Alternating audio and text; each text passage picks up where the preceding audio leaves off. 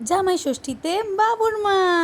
বাবু বাবু, বলছি তাড়াতাড়ি যা বাবা, একটু বাজারগুলো করে নিয়ে আয়। তোর দিদিরা চলে আসবে রে বাবা, তুই তাড়াতাড়ি একটু যা। একটু আর শোন না, একটু বড় বড় দেখে ইলিশ মাছ নিবি কিন্তু, তো জামাইবাবু খেতে খুব ভালোবাসে। আর হ্যাঁ, গলদা চিংড়িটা আনতে ভুলবি না কিন্তু, ঠিক আছে? আর তার সাথে বরং একটু 5 রকমের মিষ্টি আর একটু আম, কাঁঠাল, জাম, কলা, লিচু সব নিয়ে আসবি কিন্তু বাবা। কিছু কিন্তু ভুলিস না বাবা। তোর জামাইবাবুরে তো চিনিসই, ও আবার কিরকম বড় ঘরের ছেলে বলে কথা। ওর আদর খাতির যত্নে যেন একটুও না কিছু বাজে হয় বাবা। তুই কিন্তু তাড়াতাড়ি যা, গিয়ে ভালো করে সব নিয়ে আয় বাজার করে। ৩-৪ ব্যাগ বাজার করে আনবি, যত টাকা লাগে খরচা করবি, কোনো সমস্যা নেই, ঠিক আছে? কখন আসবি?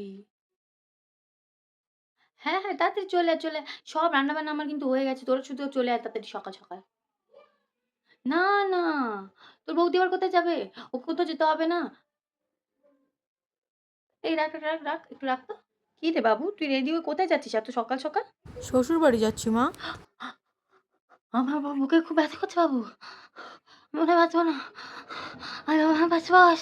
আহা! কি গো শোনো না, একটু ওই বাড়ির জন্য তুমি কিছু নিয়ে এসো। হ্যাঁ, মা বাবার কাছে তো খালি হাতে যাওয়া যাবে না, তাই বৌমা, না? তোমার তোমার তোমার বাড়িতে এত কিছু নিয়ে যাওয়ার কি আছে? থাকে তো তোমার বাড়িতে তোমার মা আর বাপ। এই তাদের দুজনের জন্য এত বাজার করতে হবে? কেন গো? এত বাজার আমার বাবু করতে পারবে না। এক তো দেখতে পাচ্ছ না আমার মেয়ে জামাই আসবে, তার খরচা রয়েছে। ও দিদি জামাইবাবুকে না দিয়ে কি তোমার মা-বাবাকে দিতে শুরু করবে এখন? এত টাকা আমার বাবু খরচা করতে পারবে না। বাবু, তুই যা, একটা কাজ করিস। ওই ২০০ গ্রাম মিষ্টি দই আর বরং একটা কাজ করিস, মাছ-টাছ কিছু আনতে হবে। তোমার মা তো মাছ-টাছ সবই রান্না করে দিদি। আ একটা কাজ করিস, তুই বরং ২০০ মিষ্টি দই আর ওই ২ জন ৪ জন তো ৪ টে মতন রসগোল্লা আর ওই ১ কিলো মতন আম নিয়ে বরং চলে যাস। হ্যালো, বাবু পৌঁছে গেছিস? হ্যাঁ? খাওয়া-দাওয়া হয়েছে বাবা, তোর সব ঠিকঠাক? ওরা তোদের ভালো-মন্দ খেতে দিচ্ছিল? কি দিচ্ছে বাবু, মেনুতে কি হয়েছিল? মাছ, মাংস, মিষ্টি, ফল সব ছিল। ও এত কিছু করছিল? যা বাবা, ভিখিরি শ্বশুরবাড়ি থেকে যদি এত খাবার পাচ্ছিস সেই অনেক। শোন না বাবু, বেশি খাবি না কিন্তু। তোর কিন্তু আবার গ্যাসের প্রবলেম আছে। আর শোন না, তোর ব্যাগে আমি ওষুধ ঢুকা দিছিলাম। ওইটা খেয়ে নিবি কিন্তু, ঠিক আছে? হ্যাঁ, হ্যাঁ, বাকি তুই রাত্রে আয় না, সব কথা হবে। আর শোন না বাবু, তোকে পাঞ্জাবিটা দিচ্ছি, ওটা তো ফিটিংস হয়েছে? আচ্ছা, আচ্ছা, ঠিক আছে, ঠিক আছে। রাখগে, রাখগে, রাখগে। হ্যাঁ, আজকে তুমি তোমার বাপের বাড়ি যাবে বলে, তাই জন্য আমার মেয়েকে কি করবো আমি? আমি রেঁধে বেড়ে বাবু, তোর বউ এসব কি বলছে? এসব শোনার আগে আমার মরণ কেন হলো না? ঈশ্বর! আমি কেন মরে গেলাম না? আমার আমার মেয়ে জামাইরা আসবে, তুমি থাকতে পারবে না? ওরকম বাবার বাড়ি তোমার যেতে হবে না। যেতে হবে না, যেতে হবে না, যেতে হবে না। ওই তো তোমার বাবার বাড়ির ছিরি। যেতে হবে না, যেতে হবে না। তোমার যেতে হবে না। এ মানা, তোর এই শাড়িটা তো বড় সুন্দর হয়েছে। কার শাড়ি এটা? ও তোর শাশুড়ির। হ্যাঁ, ওই বুড়িটার পরে কি হবে রে? ওই বুড়িটার পরার কোনো দরকার নেই। তুই নিয়ে, নিয়ে পড়বি মানা। তোরই ভাল লাগে এগুলি। এগুলি কি বুড়িটারে ভাল লাগে নাকি? হ্যাঁ? কি কস তুই? এগুলি পড়বি তুই? ওনার গয়নাগাটি সব তককে, তককে একটু, একটু করে সরা। নাহলে তো ওই বুড়ি মরলে ওর মেয়ে নিয়ে সব পাল্লে যাবে। তখন তোর কপালে ফুটো করিটিও জুটবে না। তুই যা বোকা মেয়ে মানুষ, তোকে তো আমি কয়েছি। তুই ভালো করে শাড়ি, গয়না যা আছে সব তুই হাত কর। জামাই তো তোর হাতেই আছে ঠাকুরের আশীর্বাদে। তাহলে তুই এখন যদি তোর শাশুড়ির সবকিছু আস্তে, আস্তে, আস্তে, আস্তে নিতে পারিস, তাহলেই তো সব মিটে যায়। হ্যাঁ। এ বাবু, এটা কার শাড়ি? এটা কার জন্য কিনেছিস তুই?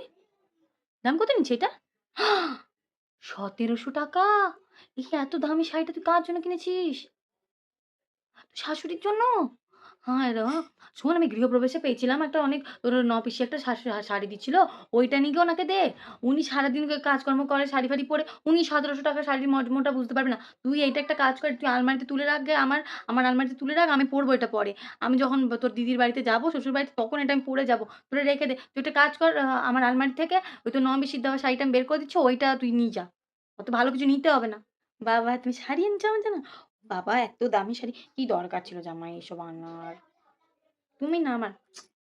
হ্যালো? হ্যাঁ বাবু, তুই আজকে বাড়ি আসবি তো? না, আসলে কি হয়েছে? না, না, ঠিক আছে। হ্যাঁ, না মানে মানে আমি আসলে আমার কি হয়েছিল? না বাবা, তুই ওখানে থাক। ও তো তুই থাক ওখানে, তোকে আসতে হবে না। আসলে কি, না মানে যদি কাল সকাল অবধি না থাকি, প্রাণটা যদি না থাকে, তাই বাবু তোকে না দেখতে পেরে মরে যাবো না? আমার খুব শরীর খারাপ হয়েছিল আসলে একটু, ওই দুপুরবেলায় চিংড়ি মাছটা খেয়েছিলাম। তাই জন্য একটু শ্বাসকষ্ট হচ্ছিল। তুই না থাকলে তো আমি যদি মরে যাই বাবা, কালকে আর তোর সাথে দেখা হবে না আমার। এই জন্য জিজ্ঞেস করছিলাম বাবু। না বাবু, তুই ওখানে থাক, তোকে চিন্তা করতে হবে না। আমি ঠিক থাকবো। তোর বাবা আছে তো? আমায় দেখে রাখবে? হ্যাঁ বাবু। না, না বাবু, আসতে হবে না। ও আসবি? আচ্ছা।